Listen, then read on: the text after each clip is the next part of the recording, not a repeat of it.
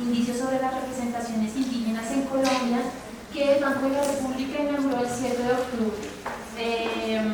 La conferencia que nos reúne hoy, más allá de esa conferencia, creo que es un diálogo de 3 investigadores y 3 miradas sobre una figura capital para esta exposición. Se tituló Para redes sociales en un momento para la programación, como la figura de Francisco Tumiñá en la historia del arte en Colombia.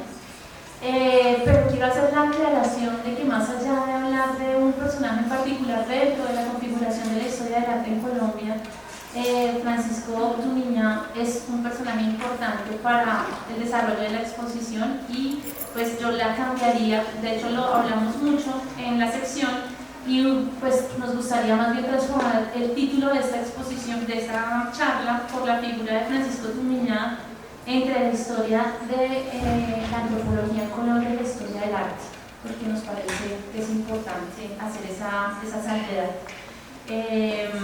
Cuando empezamos el equipo curatorial de investigación de esta exposición hace ya 4 años, la primera pregunta que me hizo Julián, me va a permitir contar aquí historias de cómo empieza este proyecto, es si tuviéramos que hablar del primer indígena que se reconoce públicamente dentro de la historia del arte de Colombia, ¿no? El primer artista proveniente de una comunidad indígena, ¿quién sería? Y uno empieza a pensar y a recurrir como a su catálogo de nombres dentro de la historia del arte en Colombia y pues yo no lo tenía referenciado y es a partir de la investigación de Julián que lo empiezo a descubrir y terminó siendo un personaje que nos atraviesa toda la exposición y que nos pone en tela de juicio muchas de las cosas que queríamos hacer con esta curaduría y es la crítica a la construcción de narrativas de la historia del arte, pero también que viene derivada de la historia de la antropología. Entonces hoy tenemos pues el gusto de tener a 3 invitados importantísimos para hablar de esta figura de Francisco Tumiñá. Para quienes no lo conozcan, hoy lo conocerán. Y la primera es María Elizabeth Tumiñá Muelas, que es la hija de Francisco, que está conectada, porque no, pues, tuvimos impases para poderla tener hoy acá, pero está conectada. Elizabeth es especialista en gerencia educativa de la Universidad Católica de Manizales, heredera y difusora del legado del maestro Francisco Tumiñá. Elizabeth ha aportado relevantes documentos sobre la vida y sobre la obra de su padre, que permiten profundizar en aspectos de la personalidad del profesor Tumiñá y de diferentes episodios de su vida. Es coautora del libro Nuestra Gente, Tierras, Costumbres y Creencias de los Indios Guardianos. Para mí también es un honor tener aquí a Joan Rappaport. Yo siempre ando contando infidencias, pero Joan fue pues, fundamental teóricamente hablando para el desarrollo de este proyecto. Fue uno de los primeros textos que cogimos, el mestizo evanescente, y muchos de sus planteamientos sirvieron para pensar también la curaduría de esta exposición. Joan Rappaport, para quien no la conozca, es antropóloga y profesora de la Universidad de Georgetown, doctora en antropología sociocultural de la Universidad de Illinois. Sus intereses incluyen temáticas relacionadas con etnicidad, antropología histórica, nuevos movimientos sociales, metodologías de investigación colaborativa, etnografía y etnohistoria andina, y es una tremenda conocedora de toda la realidad del Cabo. Es de verdad muy grato tenerla acá. Julián Petit, que hace parte del equipo curatorial y miembro del equipo curatorial del Banco de la República, es historiador del arte y de la fotografía, es curador de la Unidad de Artes y otras colecciones del Banco de la República, ha realizado múltiples proyectos expositivos nacionales e internacionales aquí dentro de la Unidad de Artes y es profesor de cátedra de la Universidad de los Andes y Universidad Nacional de Colombia.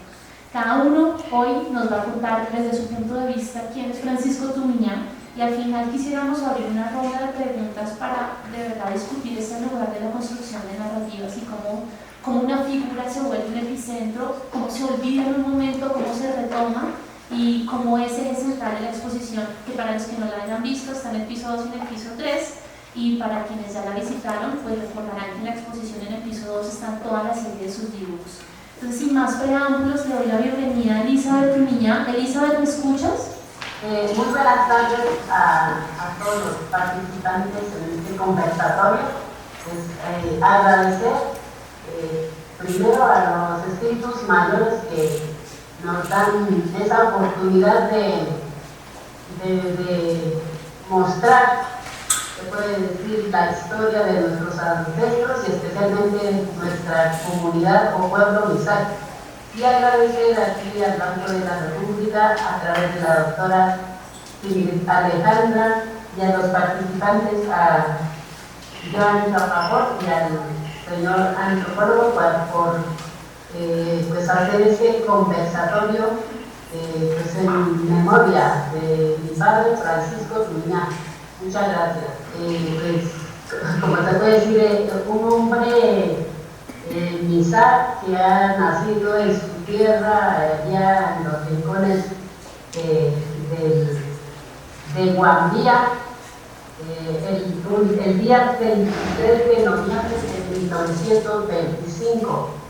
Es hijo de José María Tumiñá y María Santos Yimue Morales.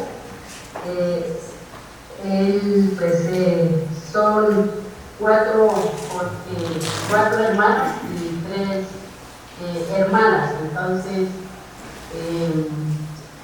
él, pues afortunadamente, él ha estudiado allá en su escuela con profesores laicos, se puede decir mestizos, hasta el grado tercero. Ya después, en la vereda del Artelicias, pasó a formar parte, pues, como estudiante con las hermanas clauristas. Y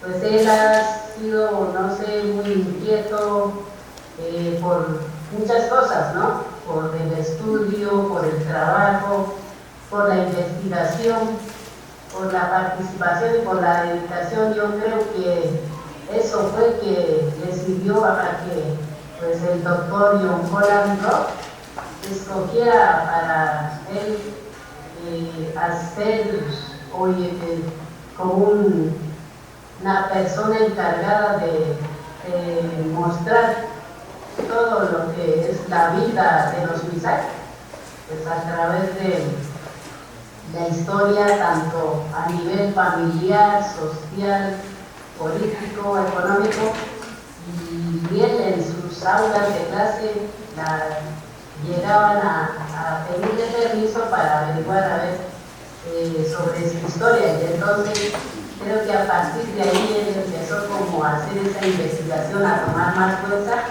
y de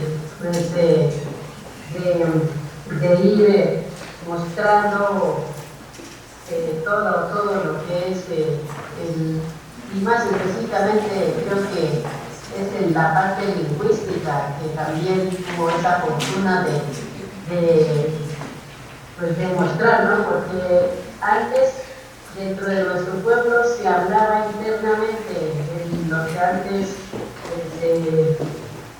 era el idioma guambiano o lengua guambiana, lo que ahorita nosotros decimos Nahui Guam. Y pues hacia la parte externa yo creo que no se podía comunicar, y creo que mi papá fue como el intermediario para hacer esa investigación. Y después de eso, pues de haber terminado el ciclo de primaria con las hermanas Lauritas, pues también esa vez el doctor Gregorio Hernández de Alba también pertenecía o creó, más que todo en la Universidad del Cauca, el Instituto Etnológico, se interesó en venir a visitar a mi papá y le hizo esa invitación de ser partícipe dentro de la Universidad del Cauca para hacer pues, esos mismos estudios, investigaciones acerca de la etnología, la historia, y pues con el doctor John Holland Rock seguir con la parte de la lingüística y la escritura del Nahui Guam. En la Universidad de Cauca yo creo que él hizo dos trabajos, ¿no? Una es la de mostrar pues, todo el proceso investigativo, y lo otro es también ser como parte, un estudiante, se puede decir, de la universidad, aunque no esté matriculado formalmente, porque de ahí ya él empieza también a pues a que sería avanzar en su proceso de educativo también. Y pues él logró comunicarse muy, que le digo, como se puede decir, muy, pues él aprendió a hablar muy bien ese español o ese castellano, porque muchos de los MISAC no tenemos, inclusive personalmente no hemos tenido esa capacidad de diálogo, pero él siempre ha demostrado ese talento de la comunicación y de la relación con los demás. Y él está dentro de la Universidad del Cauca, él ha estado también siendo parte de la familia de Gregorio Hernández de Alba y su esposa, la señora Elena, inclusive los hijos. Y ahí también, pues, en sus tardes o en sus momentos de descanso, empezó a hacer o a mostrar esas formas de vida, esa historia de los MISAC a través de los dibujos. Y creo que ahí ya como el doctor Gregorio Hernández se dio cuenta de ese talento, pues esa artística, se puede decir primitiva, pero que dentro de sus trazos es muy importante porque tiene esa capacidad de demostrar artísticamente como un arte, yo creo que sobrepasa la cultura occidental. Y es ahí donde, en conjunto con el doctor Gregorio Hernández, empiezan a hacer los dos trabajos, ¿no? Una es la expresión artística de la vida de los MISAC a través de los dibujos, y lo otro es como una especie de traducción, ¿no? de toda de cada imagen que se pintaba, con un contenido amplio de toda la historia, porque pues, he estado leyendo y en las poquitas líneas cada imagen muestra toda una historia de cada de los MISAC. Pues de pronto no ha sido como esa traducción literal, se puede decir, pero pues, tiene mucha relación con nuestra historia. A mí me gustaría ver qué bueno sería ese contenido, traducirlo a nuestro Nahuatl, pero pues como siempre el idioma es dinámico. En el momento, por ejemplo, nosotros los MISAC tenemos esa dificultad de hablarlo en un 100%, porque ya pues, hemos cambiado las formas de expresión, también las formas de combinar el castellano con el nahuatl. Y yo creo que en ese momento, en el año 1949, el nahuatl era 100% puro, se puede decir. Y pues a través de esa expresión, también pues, mi papá tuvo esa invitación con el Instituto Etnológico Nacional y se hizo una presentación de 30 imágenes de sus dibujos. Pues yo creo que por el cual el Banco de la República dio esas imágenes, pues en el presente yo creo que tengo un número de 17, pero pues en total fue 30 imágenes que se presentaron.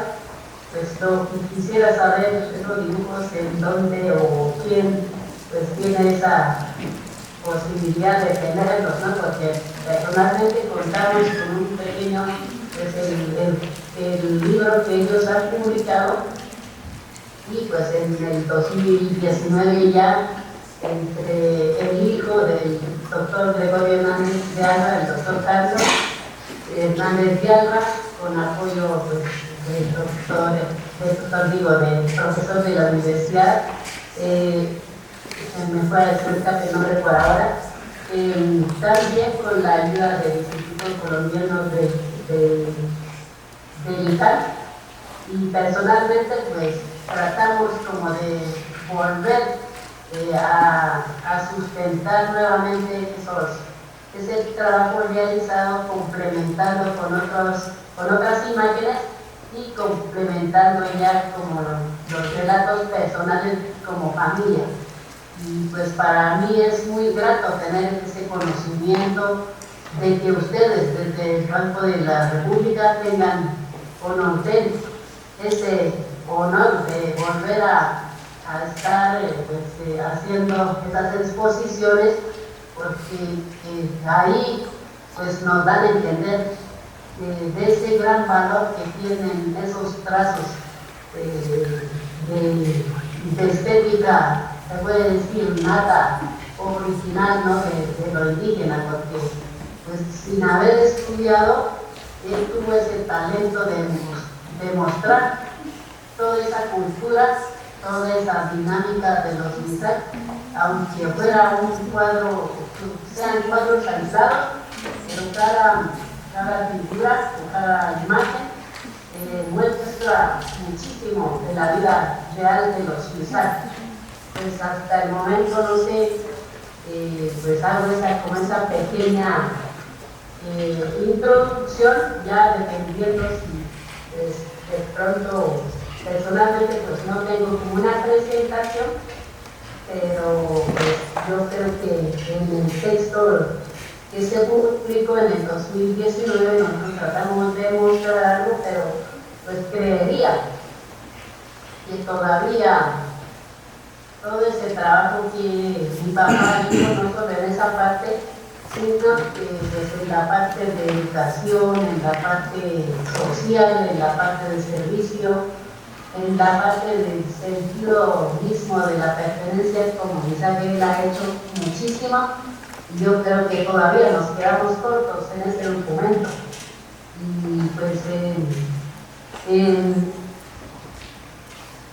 él también tiene esa voluntad o ha tenido esa voluntad de servicio a la comunidad, porque él, siendo el primer maestro Misak, no solamente se dedicó a la enseñanza a sus estudiantes, sino él ha tenido esa voluntad de trabajo comunitario, porque pues antes, por ejemplo, en las autoridades, lo que nosotros decimos cabildos, él ha sido en algunos momentos el vocero, él ha sido como la guía para hacer esta relación con la parte externa, él ha sido el gestor de muchos trabajos comunitarios, por ejemplo, el caso de la carretera por el retorno de Mandillas, los acueductos veredales, la electrificación rural, por ejemplo, siendo la escuela de Pueblito uno de los primeros que tuvo ese servicio, acueductos veredales, un sinnúmero de actividades que yo creo que dieron pie a que pues nuestra comunidad también empezara como a visionar ese trabajo pues, de ir mejorando cada día. Además, pues él, de todo ese trabajo también siguió escribiendo. En algún momento escribió el diccionario español colombiano, pues por el momento está agotado, pero pues se trató de hacer como de dar a conocer un poco lo del Namuibam. Se hizo, pues se ha repartido en varios sitios, ¿no? A nivel inclusive externo, a nivel de España. Como mi papá siempre se catalogaba como muy católico, pues también fue enviada hasta Roma, me parece. Y pues de todo ese trabajo que él ha hecho, también se tuvo un reconocimiento de la gobernación del Tauca, también como pues reconociendo ese trabajo que ha hecho por los Misak, reconociendo ese sentido investigativo y colaborativo en la educación y en la parte de lo que pues él ha hecho durante su vida. pues también se ha tenido ese reconocimiento con la medalla José Hilario López en calidad de bronce.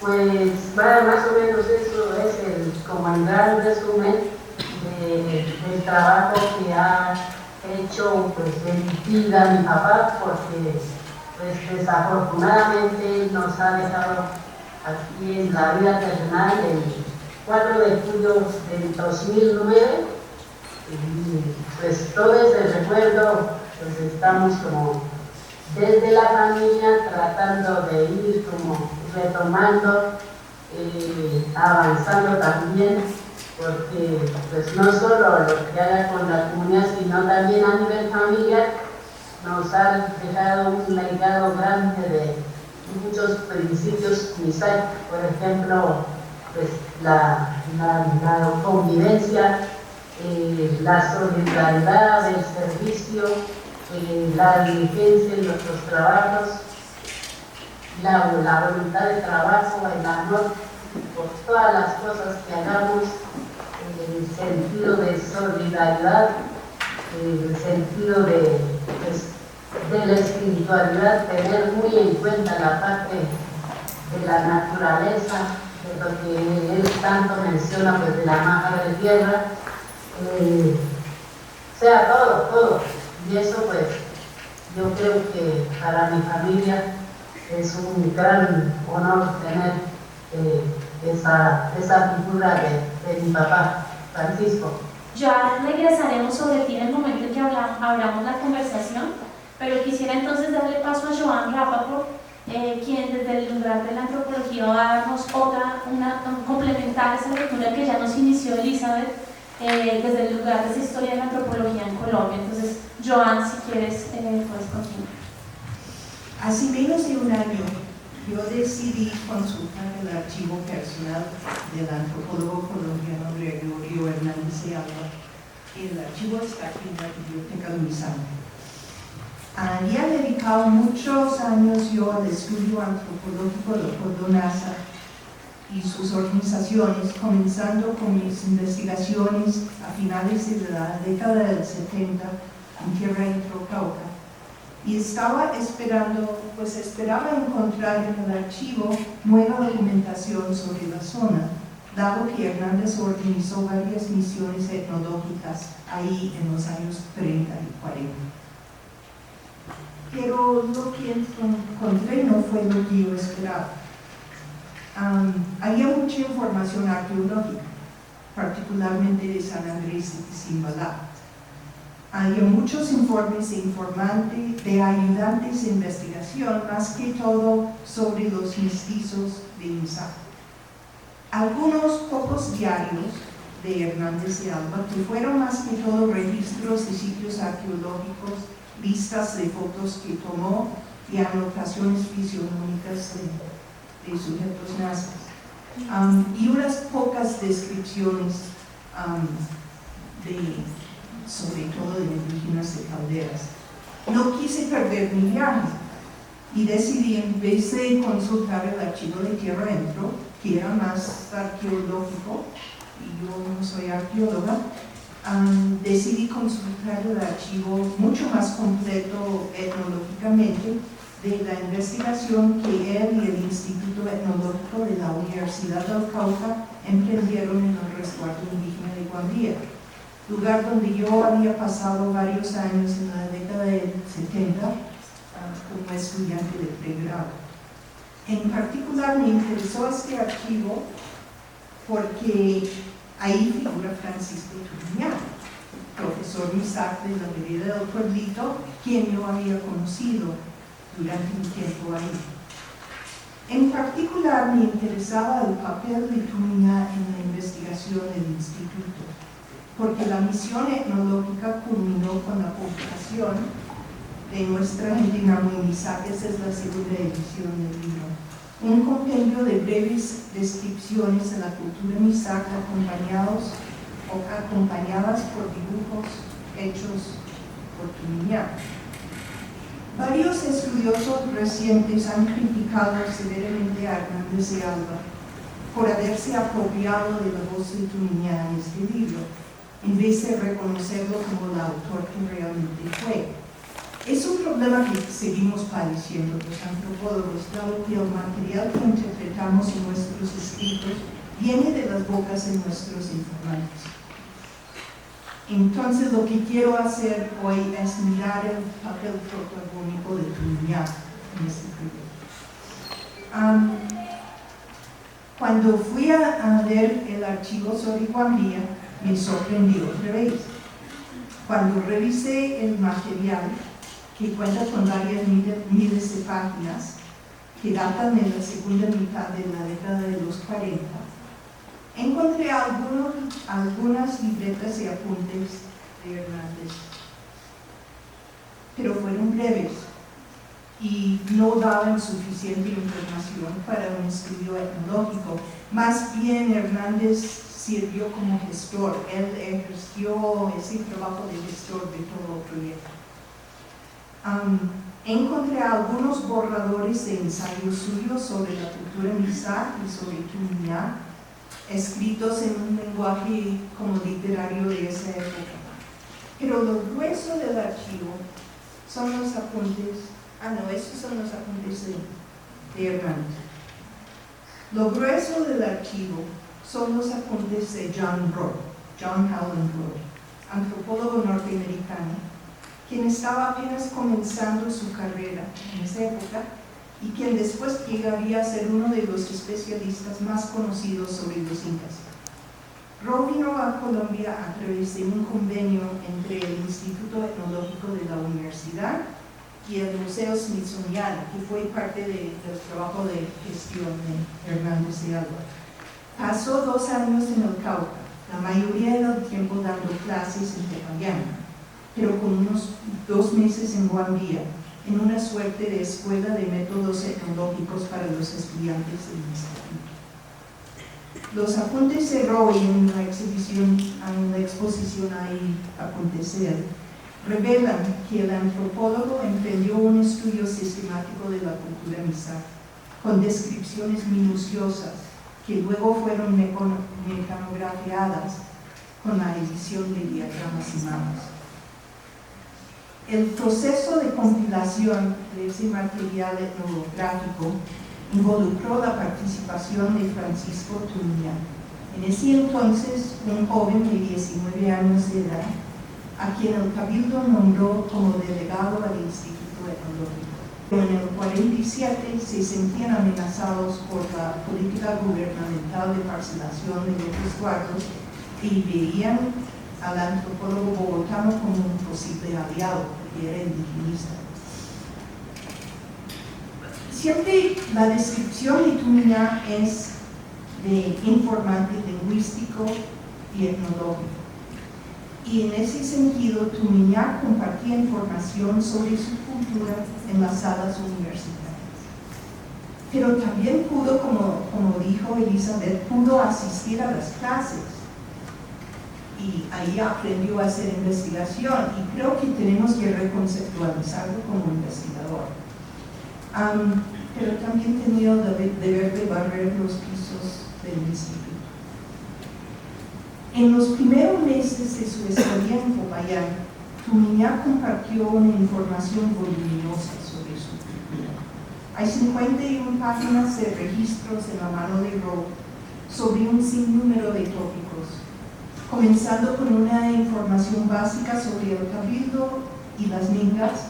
Procedieron a anotar datos sobre el ciclo de vida en Guambía, la ritualidad y curación, las rutinas diarias, la terminología del parentesco, la construcción de casas y confección de la indumentaria.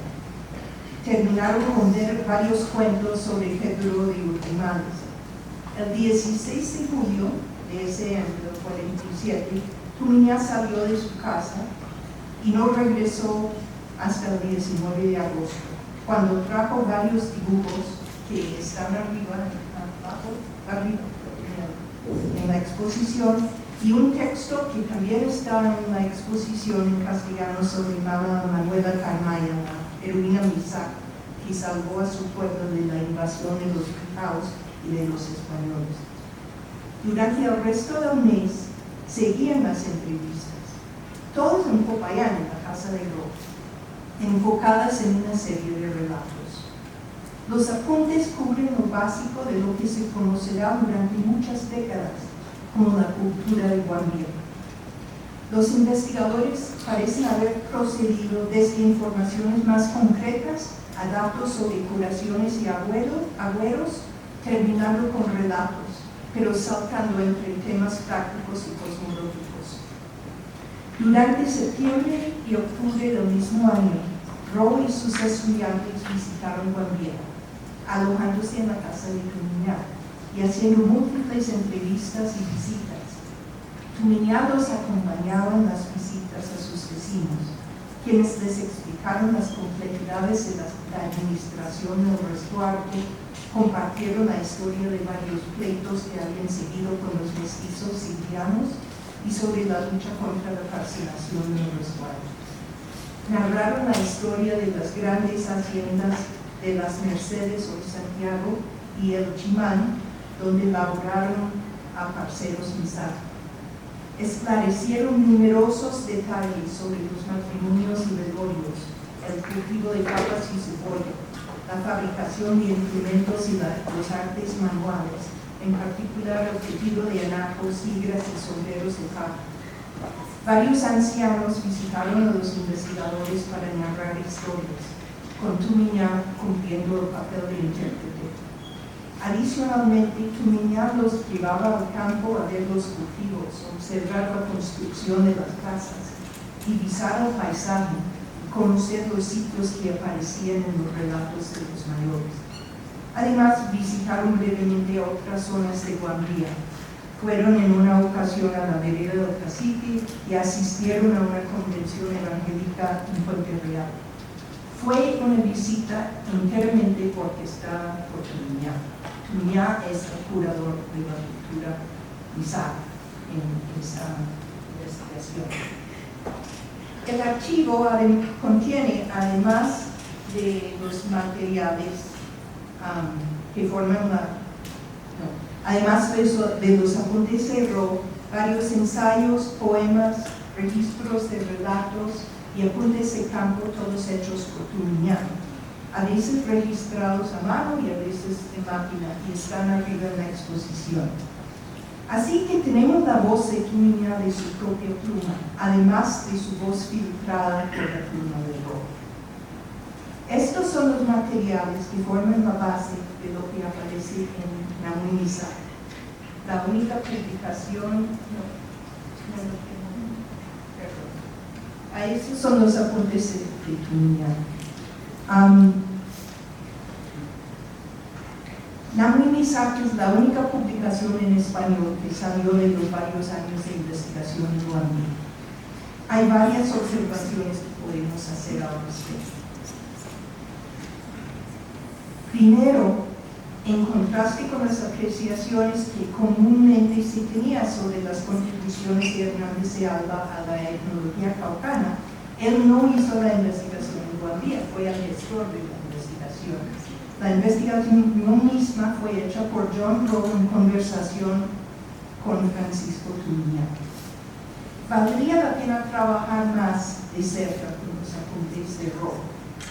Al hacer una comparación muy ligera entre los datos que recogió y las pesquisas que décadas después harán los investigadores Misak del Comité de Historia de Guambía, se puede notar que el conocimiento que compartió Tumiñá con Ro parece haber cubierto mucho del mismo terreno, aunque con menos informantes que los interlocutores que hablaron con el Comité de Historia, más investigadores, y sin la infraestructura conceptual de los investigadores Misak de hoy día, que usaron la propia epistemología, el propio pensamiento Misak para organizar su etnografía.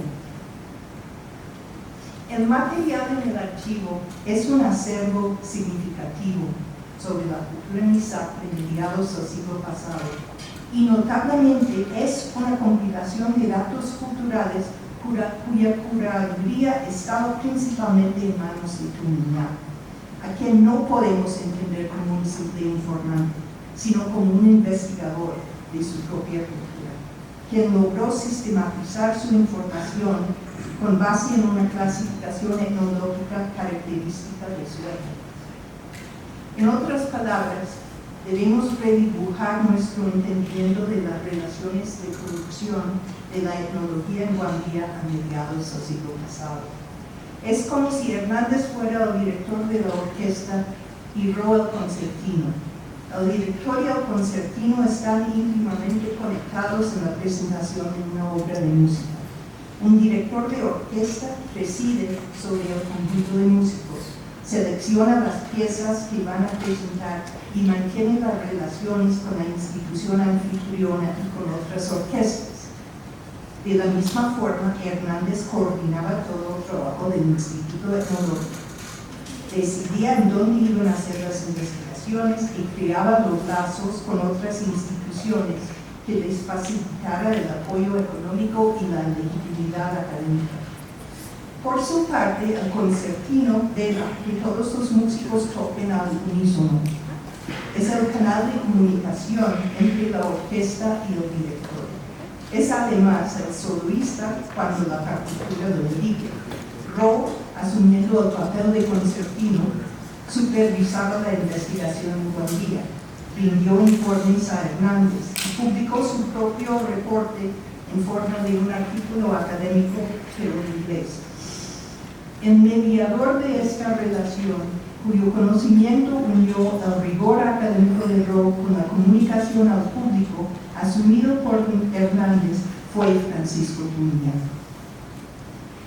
Lo que hizo Hernández de Alba en Namuimizar fue reorganizar este material narrado por Tumiñán y recopilado por Ro, resumir y recomponerlo en un lenguaje literario y hacer una curaduría de los dibujos de Tumiñán para que acompañaran a las breves descripciones escritas por Hernández.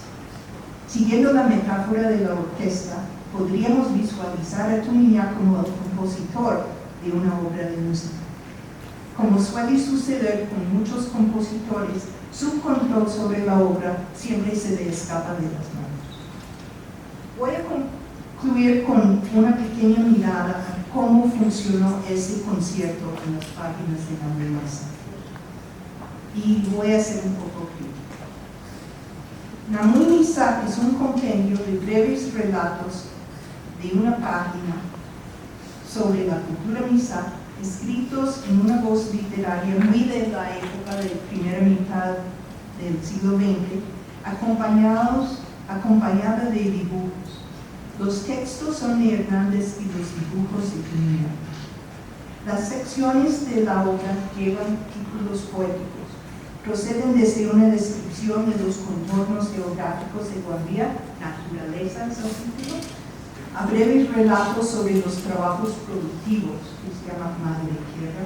De ahí pasa a describir la casa, dice el rancho, y la confección de los tejidos, dice los descansos del indio, terminando con una mirada bucólica del matrimonio y la muerte, que llama principio y fin, seguido por dos secciones finales sobre la cosmología, que llevan al título El alma de las plantas, y los relatos de los héroes culturales, con el título Mito de la realidad. Esa imagen viene de la última parte del libro y está arriba en la exposición. En verdad, a pesar de los títulos poéticos, sigue más o menos el ordenamiento de los apuntes de Ro, pero cargados en un lenguaje más cultural, porque era un libro dirigido a un público más amplio, no académico. Perfilados con pluma y tinta, en líneas claras, los dibujos de Tumiñán representan a personas con indumentaria mixta, paradas frente a trasfondos montañosos, con vegetación y cultivos de la región. El nivel de información etnográfica de los dibujos sobrepasa los datos que ofrecen los textos y pueden ser leídos independientemente de los textos. Algunos han sugerido que los dibujos presentan escenarios, como si Hernández estuviera observando directamente las actividades en el terreno, algo que sabemos que no pasó porque el observador fue Tumiña mismo. En la introducción a la misa, Hernández propone pensar en individuo. En cierto sentido, esto es lo que quiso lograr el famoso antropólogo norteamericano Franz Boas cuando se apropió de los textos compuestos por George Hunt, su informante principal indígena, sobre la cultura Coahuilco. Eso es Boas, Hunt y la familia de Hunt. Lo logró a través de varios procesos. Primero enmarcó los textos originales en otros géneros de expresión diferentes a los originales. De esta forma limitó el estilo en que estaban escritas las narraciones. De esta forma podemos entender la reescritura por Hernández de los textos de Namunizar. Igualmente, Boas desacoplaba los discursos de sus contextos originales y los recontextualizaba en nuevos escenarios. Los relatos, por ejemplo, los relatos Coahuilco tenían sus dueños. No todos podían contar esos relatos. Pero Boas los organizó en categorías igualmente accesibles a la población indígena, como si todos pudieran contarlos. De ese modo, Boas construyó la ilusión de lo que él llamaba una cultura tal como la entiende el indígena mismo, dirigida a lectores académicos no conocedores de la cultura Coahuilco. Procesos que hasta hace poco y aún hoy en día todos los etnógrafos hemos tratado de emular. Hernández y Alba hace algo parecido en la Namunizar, al recontextualizar la información sobre la cultura, que ya no refleja el conocimiento de Tumiña y sus informantes, sino el conocimiento de Hernández y Alba. El mejor ejemplo es el capítulo sobre la mira, y este dibujo está arriba en la exposición, que simplifica la descripción de esta práctica porque todo está confinado a una sola página, mientras que en el archivo hay páginas y páginas y páginas sobre la mina. Además, en el texto, Hernández se inserta como si él fuera partícipe de la observación, y voy a citar: por un momento ante este visitante curioso se agrupan los mineros, delante las mujeres, detrás los hombres, con el dueño del predio, que en un extremo mostrando está la cuerda en la que han hecho tantos nudos, cuántas son las ayudas que le presta esta vez su sociedad. Eso pueden ver a mano derecha, el señor que está a la mitad. En la imagen dibujada por Tumiña, la que carga más información que el texto, se puede apreciar dos filas de personas, las mujeres enfrente de una línea de hombres, todos con las palas paradas en el suelo. El hombre que carga el equipo o la cuerda, a mano derecha, posicionado entre las dos filas. En el dibujo, Tumiña distingue entre los participantes en el evento, representándolos con sus diferentes estaturas y con caras distintas. Y hay varios dibujos en la exposición donde uno puede casi identificar las personas. En cambio, Hernández, siguiendo la regla de la etnografía, deja a las personas representadas como tipos, empleando un dispositivo narrativo que todavía caracteriza a la etnografía. Espero que en esta breve presentación yo haya podido compartir con ustedes una mirada crítica de cómo se hacían las descripciones antropológicas de los indígenas colombianos a mediados del siglo pasado. Debo advertirles que aún hoy en día los antropólogos, aunque estamos más conscientes de la realidad incómoda del trabajo etnográfico, no la hemos corregido por completo y seguimos apropiándonos de las voces de los otros. Creo que el estudio minucioso de las antropologías del pasado nos pueden contribuir mucho porque nos ayudan a clarificar cómo funciona el proceso etnográfico y qué podemos hacer para transformarlo. Gracias.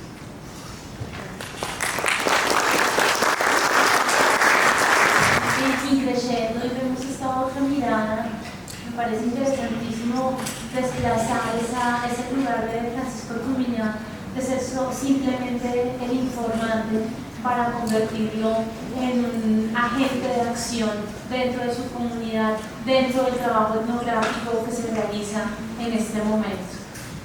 Así damos paso entonces a una tercera lectura de Francisco Tumiñán, ya no desde la antropología, ya no del lado de lo personal, sino cómo llega al mundo de la historia del arte en Colombia. Cómo se desplaza ese lugar de la antropología, y entonces le doy la palabra a Julián Petit para complementar. Bueno, buenas tardes a todas y todos. Muchas gracias por acompañarnos.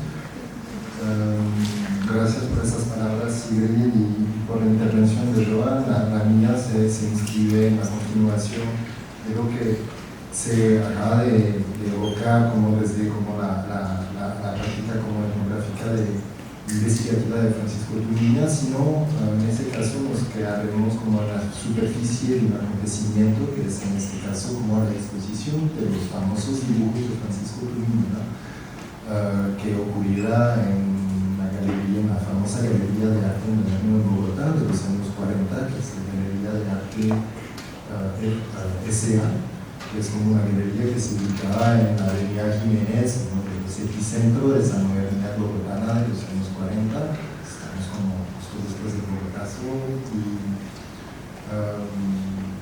digamos sí, o sea, en esa exposición que ocurre en 1949, algunos meses antes, es importante entender ese contexto de algunos meses, de nuevo es una anécdota de lo que voy a hablar en el episodio, pero algunos meses antes de la publicación de la etnografía anónima que continuamente presentada por Joan, que va a ser publicada en Popayán por la Universidad de Cauca en diciembre del mismo año. Es decir, en septiembre tenemos la exposición de dibujos, en diciembre tenemos el lanzamiento de la etnografía. Mi intervención se va a inscribir un poco en lo que acabo de presentar Joan, en el sentido de, a mi manera de ver, y eso retoma como la investigación que fue publicada en el catálogo de la exposición tipo de Guerra del año pasado, pero esa exposición viene un poco a preparar como la presentación y la recepción de la etnografía algunos meses después. Lo que estamos viendo aquí es como el catálogo de la exposición de Francisco Tumiñán, una exposición que fue curada, como se podría decir hoy en día, por Gregorio Méndez de Alba, que Joan nos presentó. Voy a hacer una pequeña paréntesis, pero la portada del catálogo, la imagen, la fotografía de Francisco Tumiñán observable en esta portada del catálogo se replica en la portada como del libro publicado por Edican sobre la historia, sobre los archivos y la historia del Instituto Etnológico de la Universidad del Cauca. No me parece nada anónimo que Francisco Tumiñán esté en un libro que como abarca el historial como de una de las instituciones más importantes de la antropología colombiana, que esté como ese hombre mensaje en la portada. Y eso nos permite también como reflexionar, una gran invitación, en la importancia que ha tenido como Francisco Tumiñán tanto en el campo de la antropología, pero también como en el campo de las artes, como lo vamos a ver ahí, o digamos en la producción cultural colombiana. Eso nos hace pensar también cómo nos da a ver, a pensar o a anticipar los términos de una exposición que de cierta manera ya nos presentó desde el punto etnográfico Joan antes. Ahí podemos ver como el catálogo, cómo está articulado, es decir, es un puro catálogo típico de estas épocas, no hay una imagen de una de las obras, es una de las obras más conocidas, de los dibujos más conocidos de Francisco Tumiñán. Hay un texto curatorial firmado por Gregorio Hernández de Alba, la lista de obras. Pero para empezar como a interesarnos como a la exposición, es importante entender el contexto y como revelar un poco el discurso, el lenguaje que se va a usar, que se va a manejar para presentar Francisco Tuminia, al público bogotano y al público como el medio del arte de este momento. Estamos en uno de los epicentros de la expresión artística moderna en este momento, las galerías de arte S.A. Y entonces, ya sea tanto en el texto curatorial que acompaña la exposición, que está aquí abajo, o en versión como que podemos hallar en el archivo de Gregorio Hernández de Alba, que son versiones previas o que tanto que tienen un poco como preparar como el texto curatorial, pero también preparar el texto introductorio de la etnografía. Entonces, en esos borradores de Gregorio Hernández de Alba se dibuja toda una narrativa sobre Francisco Tuminia y sus dibujos, una narrativa que va a ser además retomada en la prensa de la época. Esa narrativa es la del descubrimiento, y es la del descubrimiento como de un candor artístico, de un ingenio indígena, digamos, que se ensaya un poco a la expresión artística y gráfica. En el texto curatorial de la exposición y en esos otros textos que van a ser hasta en la misma introducción de la etnografía de Muniza, se presenta el descubrimiento de las aptitudes del talento gráfico de Tuminia. Se explica de esa manera, como si un día, una noche, el autor, Gregorio Hernández de Alba, sorprende, esa palabra de sorpresa es bastante interesante, a Francisco Tuminia dibujando. Pero podemos encontrar como varios fuentes que nos muestran que tanto Gregorio Hernández de Alba está muy enterado de las cualidades gráficas de Francisco Tuminia, únicamente antes de iniciar con todo el trabajo dentro del marco de la etnografía. Pero también vemos que Francisco Tuminia tenía una práctica pictórica o gráfica como muchísimo más anterior a los años 48-49, es decir, Francisco Tuminia era un dibujante, tenía como un cierto talento, un cierto interés por lo menos hacia ese tipo de expresión. Es decir, que esa cosa del descubrimiento viene a introducir la primera recepción periodística que va a ser la del primitivismo, digamos. Bueno, ahí lo voy a leer, no se ve muy bien para ustedes, pero voy a tratar de encontrar como unas partes que nos ilustran un poco ese descubrimiento. Dice: hace 3 años que por los corredores de la universidad se nos va haciendo familiar y simpática la persona y figura de un indio joven, limpia sandalia, rebozo de lo leer bien, lo llaman José Antonio por querer familiar, etc. Pero después nos muestra como el vago y doloroso mar del país. Si no logro leer muy bien y me quiero como descuadrar la presentación por ustedes, pero ahí vemos como en estas partes como toda esta retórica de Gregorio Hernández de Alba del descubrimiento. Esa retórica del descubrimiento está retomada por la prensa de la época, y en particular no cualquier prensa, sino la crítica del arte de la época. Entonces aquí ahí lo que estoy reproduciendo son un artículo de Jorge Gaitán Durán, que es un periodista cultural importante en este momento, que va a reseñar todas las exposiciones de la Galería S.A. en este momento, y a la derecha un artículo anónimo, pero que pertenece a la revista El Espiral, como una de las revistas culturales más importantes de Jorge Villarán, pero más importante en los años 40 en Colombia. Es decir, que la exposición de Francisco Tuminia, ya sea por Espiral, una revista especializada por el tiempo, un diario como masivo, ha sido como divulgada a la sociedad colombiana. El primer a la retórica del descubrimiento, el primer periodista, Jorge Gaitán Durán, habla de milagro. Entonces estamos más allá del descubrimiento. Dice que la primera frase de su artículo dice que los dibujos de Tuminia son un milagro, si no empezamos, y después, ahí insistiendo en ese candor, como si no fuera posible. Y, por ejemplo, en el caso de Esquira, como lo recuerdo como una revista de corte liberal por la época. No logro leer ahí precisamente, pero lo que dice más o menos es que Francisco Tumiña ha llegado a la civilización recientemente 2 años antes.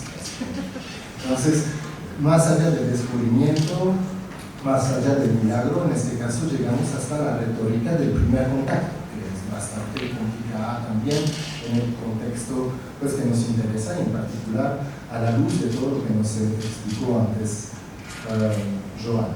Pero obviamente si empezamos un poco ese descubrimiento, ese cambio artístico, ese primitivismo, porque finalmente es la palabra que siempre se va a hallar en toda la crítica de este momento, pues contrasta finalmente con una, yo no voy a demorarme mucho en esto porque ya fue claramente expuesto antes, pero por la formación que recibió Tumiña, que de ninguna manera era más bien singular por un hombre quizá de esta época, y hay muchos interrogantes que han todavía por ser respondido ahí en este caso.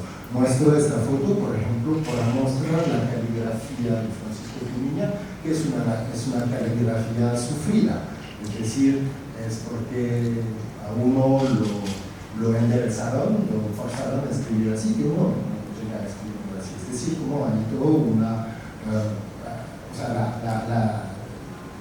carga educativa, la presencia educativa es absolutamente innegable. Pero hay que recordar también, en este caso, para un poco contrarrestar ese discurso del descubrimiento, del milagro del primer contacto, hay que recordar también cómo está todavía no muy bien explicada, pero ese primer encuentro, esa primera relación que se hace entre Francisco Tumiña y el antropólogo franco-alemán Henri Lehmann, antes de la llegada de Gregorio Hernández de Alba en el Instituto Etnológico de Cauca, y que entabla en el caso de, pues, para Tumiña, como su trabajo de campo, su trabajo de informativo, de investigador en particular alrededor del tema del idioma. Entonces hay algunas fotografías de Henri Lehmann, con lo que proviene de la colección del Museo del Hombre en París, pues aquí con la comunidad NASA, y aquí pues por ejemplo con la escuela de la guerrera El Tordito, que fue nombrada tanto por Elizabeth como por Joan, descubrimiento del dibujo a final de los años 40 por Tumiña tampoco, primer contacto menos, milagro, por supuesto está fuera de lugar en este caso. Estamos frente a un investigador que tiene como un interés por el dibujo que va a terminar siendo como una expresión privilegiada de su investigación. Ahí es otro caso, vemos eso está expuesto en la exposición, pero vemos como son poesía y poemas que Francisco Tumiña va a publicar a producir a principios de los años 50. Otro argumento que viene un poco como mitigar, sintetizar como todo ese discurso del descubrimiento.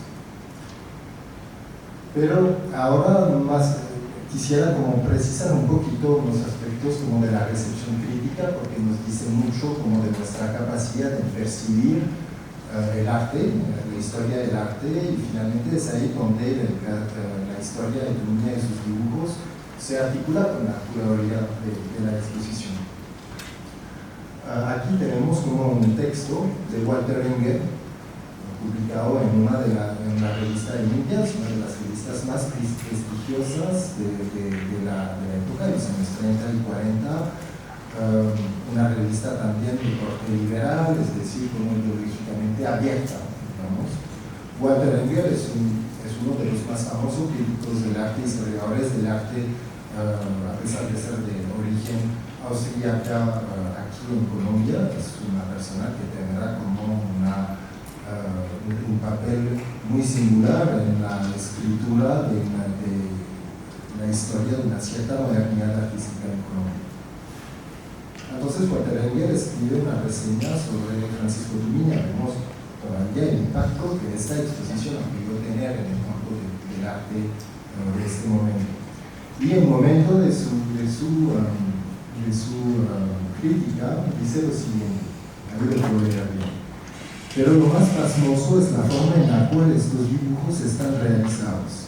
Este joven indígena que trazó sus pequeños cuadros libre e independientemente, entre paréntesis, eso es lo peor, eso a lo menos se está fijando, ¿no? O sea, ahí está cuidando que lo haya hecho él solo, logró reunir en ellos elementos monumentales de Egipto con otros decorativos del lejano oriente y del aduanero ruso. Qué grandes siluetas las de estos árboles de los seres humanos y de las montañas. Qué hallazgos en estas composiciones a la vez sintéticas y decorativas, primitivas y maduras, gráficas y pictóricas en su equilibrada distribución de blanco y negro. Ahora vamos al centro.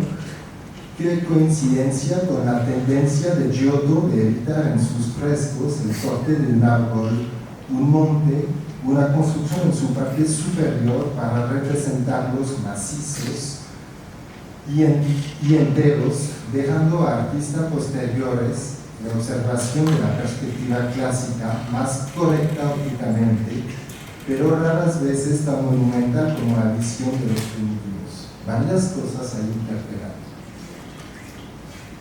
La cadena de referencia. No hay una referencia que provenga de este lado del océano. O sea, solamente son referencias europeas para dar a entender lo que está haciendo Francisco Tumuña en términos gráficos, iconográficos, de genealogía iconográfica, etc.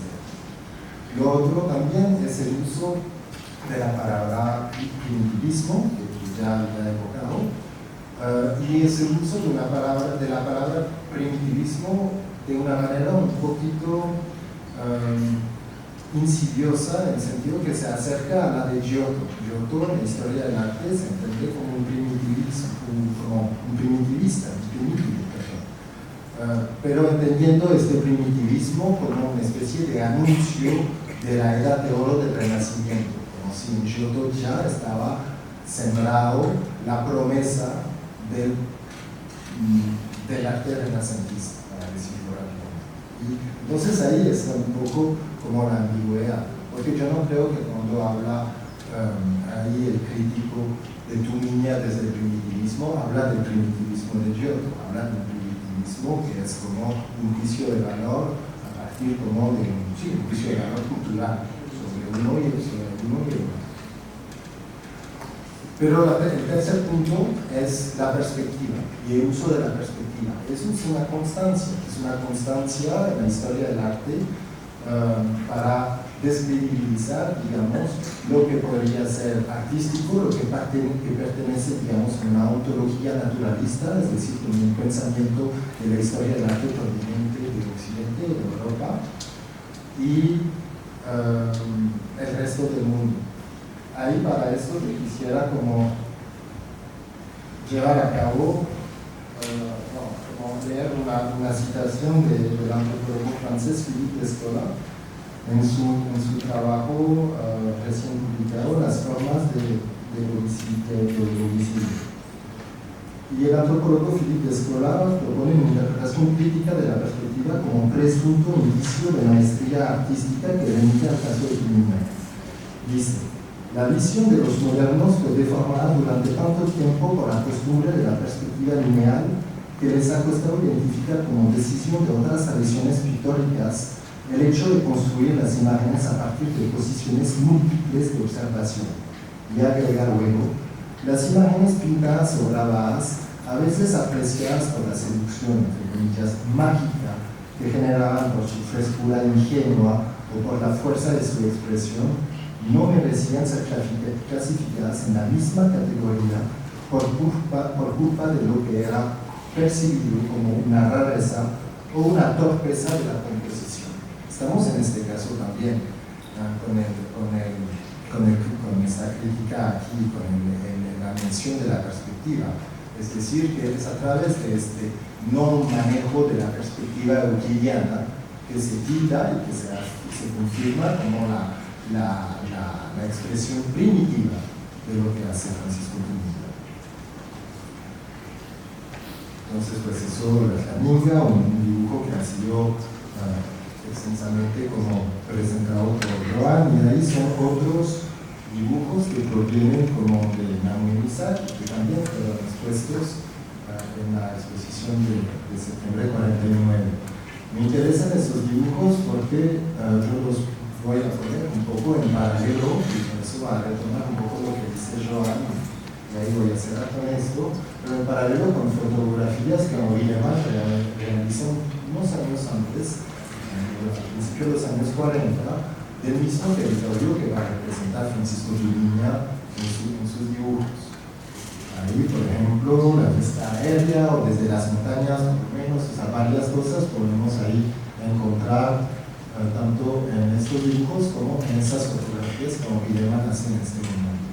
Y cuando vemos esas fotografías nos podemos entonces nos da a pensar cuál es el papel de estos dibujos de Francisco Juliña dentro de la etnografía.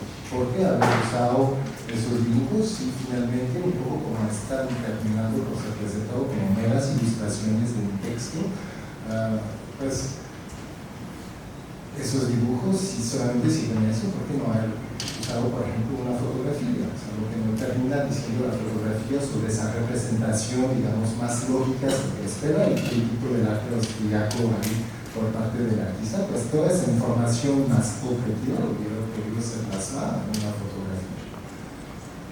Otro tipo de registro iconográfico. Es decir, que el uso del dibujo no es anodino. Y seguramente tanto la antropología, como término por ser publicado en los dibujos de Francisco Juliña en la etnografía, pero y sobre todo como la historia del arte y la crítica del arte de ese momento resultaron absolutamente incapaz de ver cómo la importancia y la agencia que tenían esos dibujos en este momento. El interés que tienen es netamente etnográfico, y yo creo, y lo hemos hablado anteriormente con Joan aquí, pero sería muy importante empezar a analizar desde el Código Isaac esas no solamente como someterla a una mirada que está completamente aplastada por el arte naturalista occidental, con todos los elementos como por ejemplo infraestructural y demás cosas que ya he mencionado. Para terminar, es decir, esa incapacidad que la crítica tuvo para entender, no sé, de manera tal vez más justa, no hacer un justo nivel, pero alejarse, digamos, de esos paradigmas de lecturas que eran completamente obsoletos o fuera de lugar en este caso. Yo quisiera como evocar, retomar como uno de los argumentos del libro sobre la historia de los archivos del Instituto Biológico de la Universidad de Cauca, que vamos a ver al principio, donde el antropólogo Guido Parona termina como evocando un poco, o sea, un juicio sobre cómo la manipulación y la corrección de estilo, para retomar un término de Gregorio Hernández de Alba, a los textos, digamos, o a los trabajos textuales de Juliña y Rowe, terminó por afectar la naturaleza misma de la etnografía. Es decir, que al pulir, en el castellano pulcro, esos textos, se terminó por podar completamente las partículas elementarias que tenía como este documento textual. Fue lo mismo lo que pasó finalmente con el dibujo. Al ser plasmado solamente como primitivo, al ser analizado solamente en el umbral de la historia del arte naturalista, pues escapó completamente la verdadera importancia, tanto en términos gráficos, artísticos, y ahí cuando hablo de artísticos es para conveniencia del lenguaje, podríamos encontrar un otro término, pero o sea, la incapacidad de la historia de la crítica del arte en ver ese verdadero interés de Francisco Juliña de sus dibujos terminó por borrar completamente su importancia en esa historia, tanto de la etnología, de la antropología como de la historia del arte. Y esto termina diciendo como una especie de incapacidad a otorgar a un hombre indígena, una mujer indígena, una cultura, una comunidad, un cuerpo indígena, como le resta toda posibilidad de autoría o de autonomía, de cierta manera. Y es lo que está un poco detrás de esa recepción crítica, esa recepción un poco como que la historia del arte hará de esos dibujos en septiembre de 49, que va a condicionar fuertemente la recepción y el imaginario que tenemos todavía de la etnografía, finalmente último recuerdo vivo que tenemos de los dibujos de Tubinha, pero que nos conduce hacia como un terreno que es tal vez no el mejor para acercarse a su producción. Muchas gracias. Tengo 3 preguntas para empezar esta parte que creo que es la más nutritiva de poder generar un diálogo, y me lanzo entonces con una pregunta. Mientras el público va pensando sus preguntas, yo me voy a lanzar con una pregunta para Elizabeth. Elizabeth, ¿me escuchas?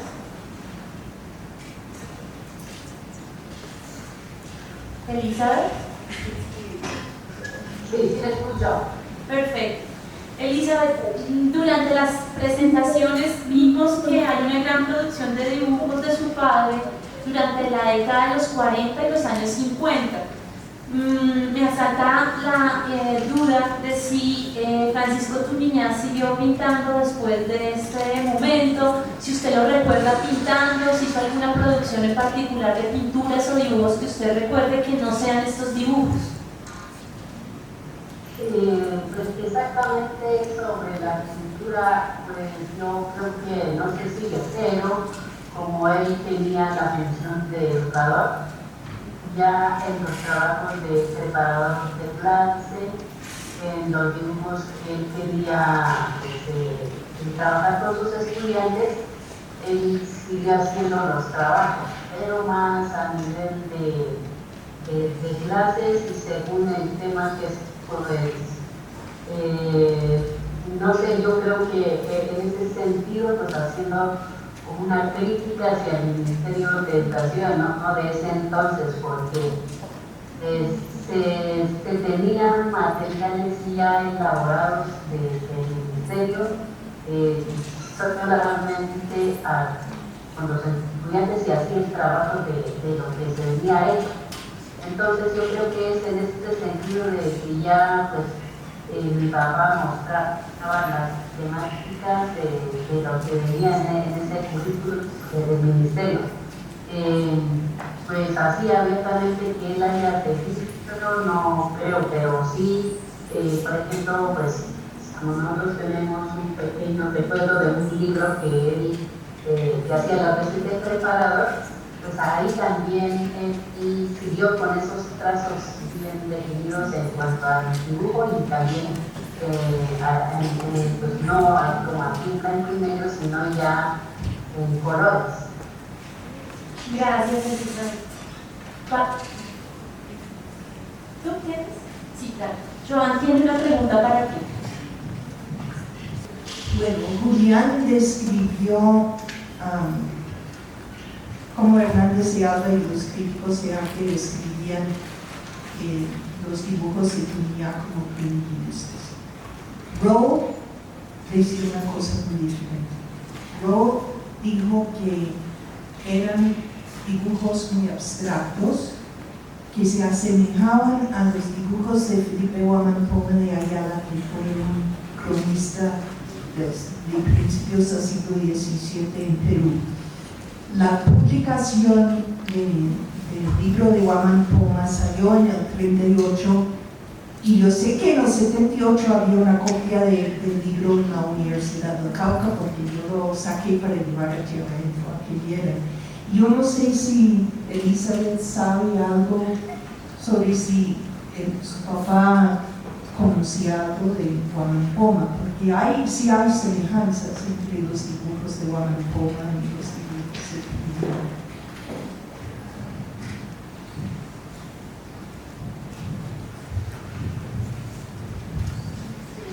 En ese sentido sí, pues no sabría decirlo, porque pues que yo viera a mi papá en esos trabajos, que seguía de otro texto o libro, o o sea, siempre él hacía cualquier trabajo pues de su propia inspiración. Eso es lo que he visto, porque pues, en esos momentos de la elaboración de los dibujos, pues yo, o sea, no existía, y entonces no podía dar razón de que si él se dio o en alguna parte tuvo pues, un ejemplo para esos dibujos, no sabría decirlo. Ok, gracias. Yo tengo una pregunta para Joan. Usted hace una metáfora del compositor, del director de orquesta y del intérprete. En esta metáfora, ¿por qué invalidar el nombre de Francisco Tumiñán como compositor?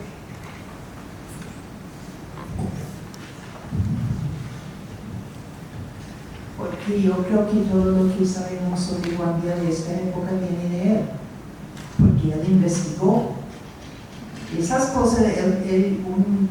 Un hombre, porque ya no era muchacho, de 19 años en esa época, una persona de 19 años era adulto, sí sabía cosas sobre su cultura, pero él hizo una investigación, él recogió información de muchas personas. Y estaba recogiendo esta información desde antes, cuando trabajaba con varios otros etnógrafos. Entonces yo lo veo como, no como la fuente informante, sino como un compositor. Pero ¿por qué invalidarlo? Porque si analizamos toda la producción que viene después, vemos que justamente se le deja en el lugar de informante. ¿Por qué invalidarlo como compositor? Porque ustedes han visto esas películas de arqueólogos. Los antropólogos somos los héroes del cuento, ¿no? Los héroes no son los informantes. Y una pregunta para Julián, antes de dar el paso a las preguntas del público. El arte se encargó, o la construcción de la narrativa del arte de la historia en Colombia, de la historia del arte en Colombia, se encargó de generar un lugar para Tumiñán, ubicándolo en un lugar de primitivismo. Entonces, nos muestras todo este devenir. Yo quisiera preguntarte entonces cuál es la herencia que nos deja la figura de Tumiñán hoy y por qué rescatarlo y de qué manera rescatarlo. Desde la historia del arte, es decir, la crítica de arte, pues nos fue el año 40, septiembre 49, y de hecho hasta años 50 bien entrado, hay críticas, reseñas sobre la exposición. Esa exposición, esas críticas, finalmente es un marcador, un antecedente bien fuerte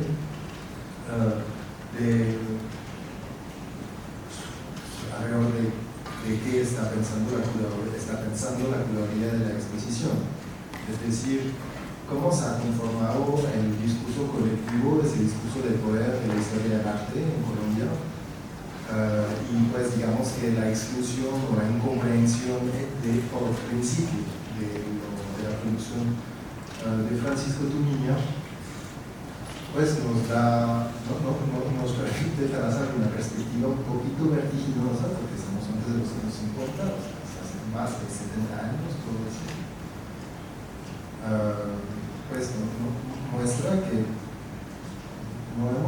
sí hemos avanzado en algunos aspectos, más bien en el campo político, pero en el campo estético, tan ligado al campo político, pues había críticas que se hicieron, que Walter Engel hizo al final de los 40, podrían ser de cierta manera un poco vigente en algunos espacios, o digamos, no sé si críticas, pero percepciones. Gracias. Aquí hay una pregunta. Primero,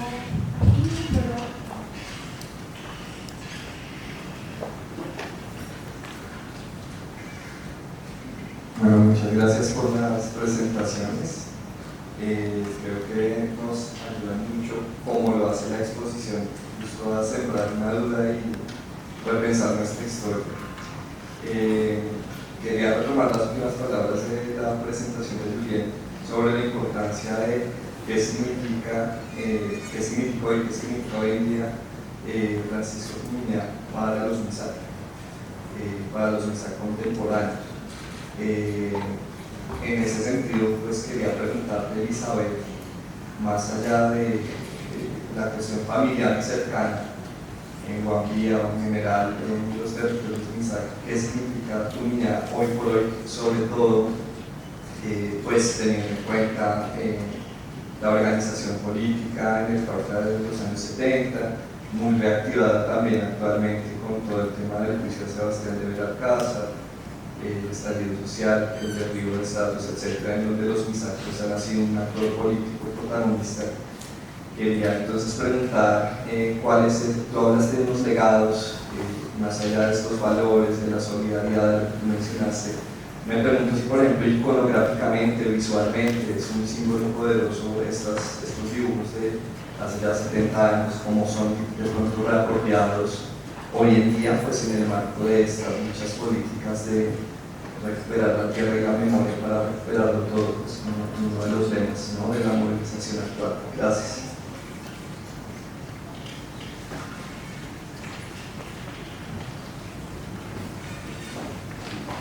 Elizabeth. En relación a esta pregunta, yo diría que el efecto es en dos sentidos. Uno es, siendo el primer educador MISAC, él pues fue ejemplo de la sociedad, que puede decir MISAC. Era una persona que pues, era acogida por la comunidad, porque su proceso de enseñanza no solo se basaba en las letras, sino que yo vivía de forma integral, ya sea en el proceso de aprendizaje o enseñanza, en las formas de convivencia, pues se puede decir en armonía y en equilibrio, como siempre decimos los MISAC, en ser ejemplos de vida y pues por ese, hace rato mencionaba, por ese servicio a la comunidad, porque pues, por ejemplo, yo decía que él era tanto el servicio hacia la comunidad que a veces los propios hijos pues no veíamos. En la casa concurría mucha gente pues para hacer trabajos, para investigar, para preguntar sobre qué trabajo se debe hacer, para buscar orientaciones, no sé, tanta cosa que hacían para, pues yo creo que pues siempre era una guía del trabajo que se debiera hacer. Pero ya poco a poco, pues después de ese trabajo tan grande y ese pues, reconocimiento que tenía no solamente de la comunidad, sino ya de la parte externa de entidades, porque inclusive él perteneció al Consejo Municipal, fue presidente de la Acción Comunal, fue presidente de la Asociación de Juntas de Acción Comunal.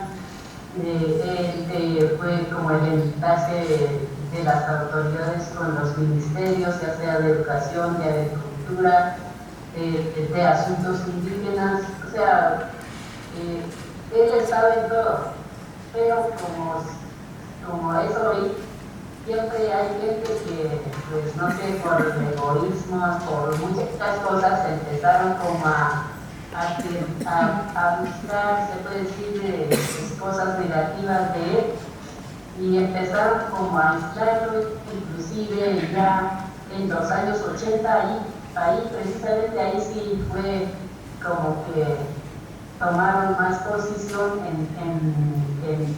¿qué le digo?, en pintarlo de que es contrario a la comunidad. Entonces, por ejemplo, mi pregunta es, ¿será que todo esto ese servicio, todo ese apoyo que le brindó a la comunidad, es ser contrario a la comunidad, porque, por ejemplo, en el momento de las recuperaciones de tierras, pues él no participó, no porque era contrario, sino porque él pues, tenía ese sentido de que, como era un empleado público, porque ya en ese momento ya era pertenecía al Ministerio de Educación, pues no tenía que participar en estos eventos así tan directamente. Y por eso pues muchos de los otros líderes empezaron como a echarle ceniza a ese rechazo, y mucha gente empezó como a pintarlo de que era contrario. Y en ese sentido yo creo que a partir de ahí pues se cierra como ese liderazgo, se puede decir, ese liderazgo positivo, porque negativo no lo he visto, y empezaron y pues empezó a ser como tildado de muchas cosas. Entonces decir que hoy pues a Francisco Trumiñán se le tenga en cuenta, no creo, y porque ya a partir de ahí se viene dando liderazgos otras personas, ellos pues se resaltan. Inclusive hay libros que yo creo que ustedes como antropólogos conocen que pues escriben cosas que ni siquiera a él se le ha pasado por la mente de cosas negativas. Entonces en ese sentido yo estaría hablando de esos dos momentos. Pero más sin embargo, pues, mi papá,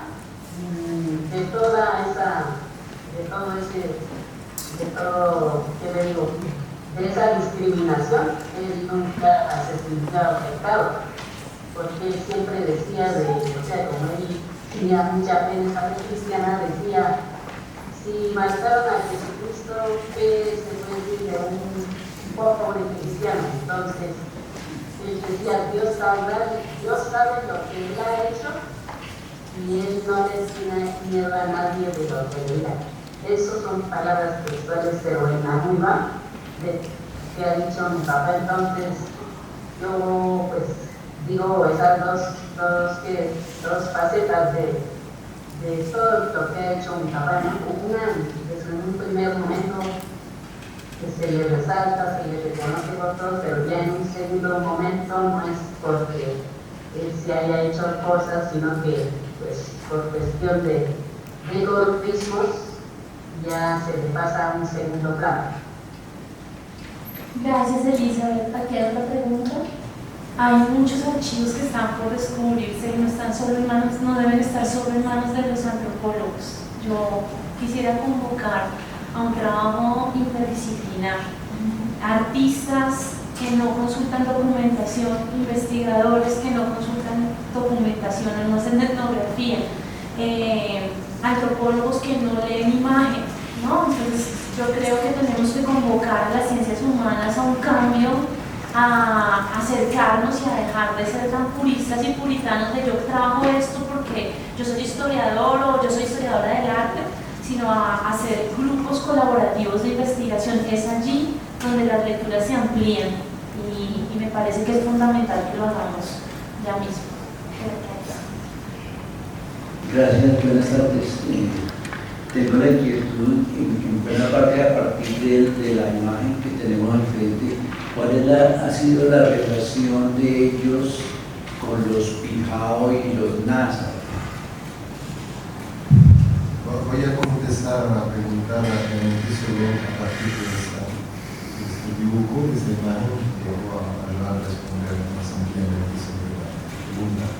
Eso hace parte como de una de las como de los mitos Isaac representados en una etnografía, pero este libro particularmente no está representado en la primera etnografía de 49.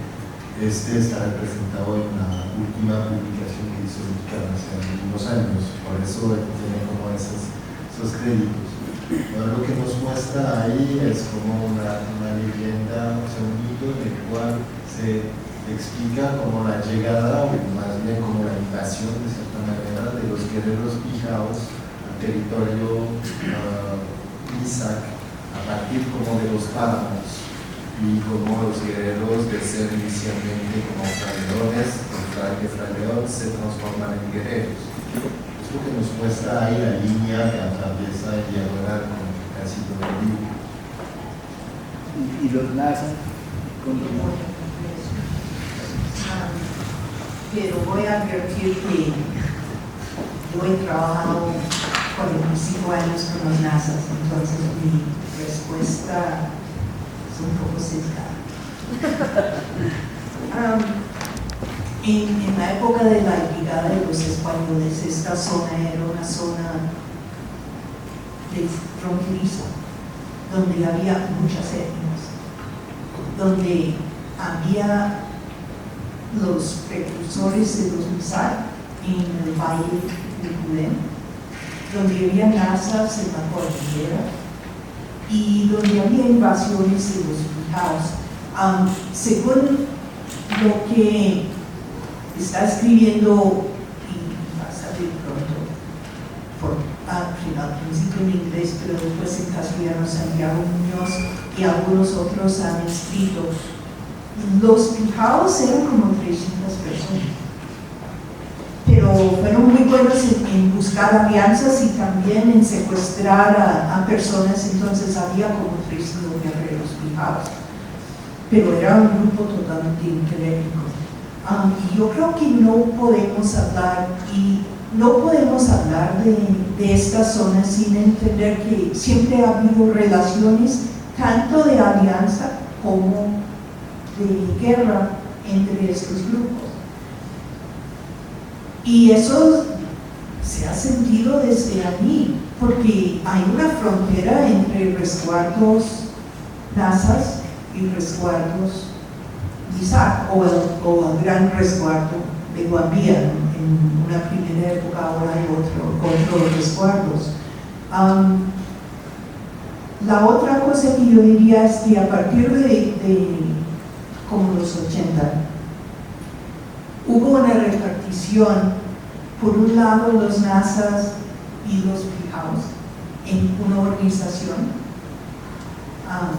que nacionalmente era la UNIC, la Organización Nacional Indígena de Colombia, y por el otro lado el Movimiento de Autoridades Indígenas en Colombia, AICO. Entonces, siempre ha habido tensiones, pero también siempre ha habido diálogos. Y pues trato de ser como imparcial, pero es difícil, como he vivido 45 años trabajando con los nazas. Gracias. Los nazas pues atacaban, los pijaos atacaban, y ahí hay una representación pues de la mamá Manuela, que era la casita en la que defendía a los Misak, y que ella pues con unas palabras, pronunciando unas palabras mágicas, cuando venían los pijaos y pronunciaba esas palabras mágicas, se volvían frailejones. Entonces esa es la representación. Pero pues la realidad fue que se sufrió como esa persecución, ¿no? Porque inclusive la misma población de Silvia estaba ubicada más hacia adentro, donde está la actual población de Silvia. Pero por esas cuestiones se fue reubicando la población hasta que pues se queda hoy la población de Silvia. Entonces creo que es esa significación de frustración. Muchas gracias. Gracias. Para matizar seguramente lo que ha sido dicho, lo que les ha entendido o mal dicho,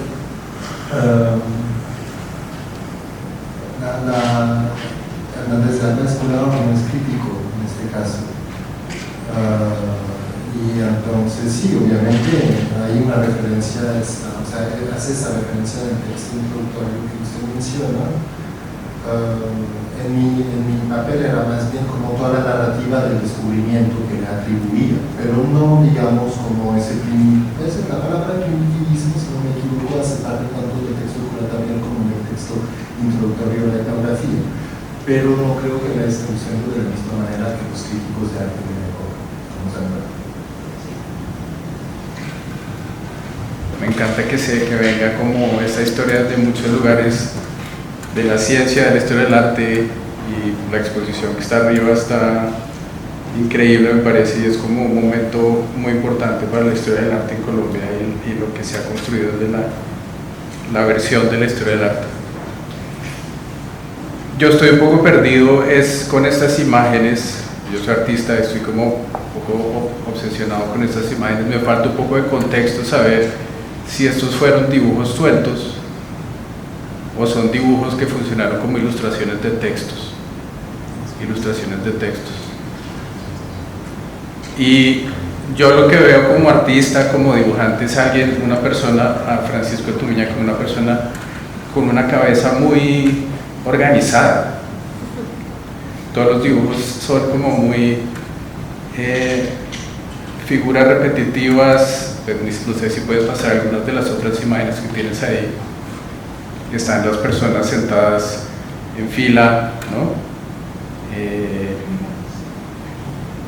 Eso me causa mucha curiosidad, es como la forma de representar la imagen, de dónde viene y qué quiere esa imagen mostrar, si es una imagen como ilustrativa. Por eso preguntaba si la acompañan textos. Y hay algo que dijiste, Julien, sobre la caligrafía de Francisco Tumiña, que se nota que era una persona como una caligrafía que aprendió en la escuela, ¿no? Y siempre he pensado, tenía un profesor que decía que uno escribía como dibujaba. No sé si sea cierto.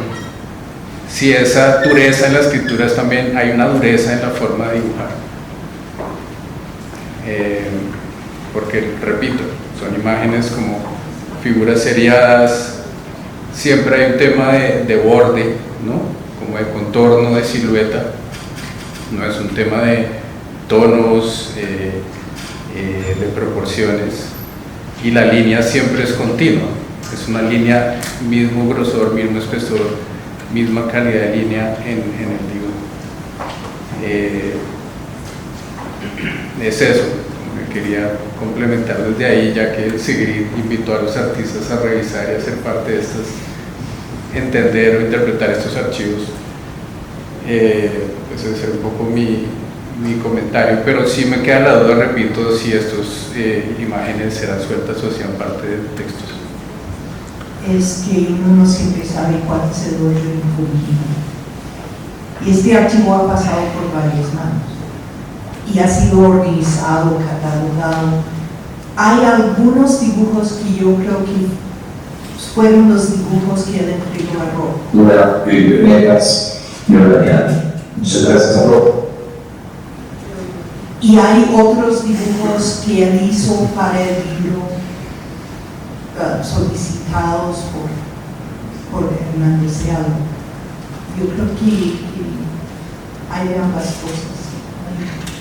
Y sería muy interesante poder dar fechas más precisas y contextos más precisos, pero la otra cosa que creo que tenemos que investigar, por lo menos cuando yo andaba por Colombia, había muchos pintores, pintaban más que todo matrimonios, y yo no creo que Tumiña hubiera trabajado en un asilo. Yo creo que había otra gente también trabajando y con estilos relativamente parecidos. La diferencia, yo creo, es la capacidad que tenía de abarcar una cantidad de temas y una cantidad de miradas, mientras nosotros reproducían matrimonios.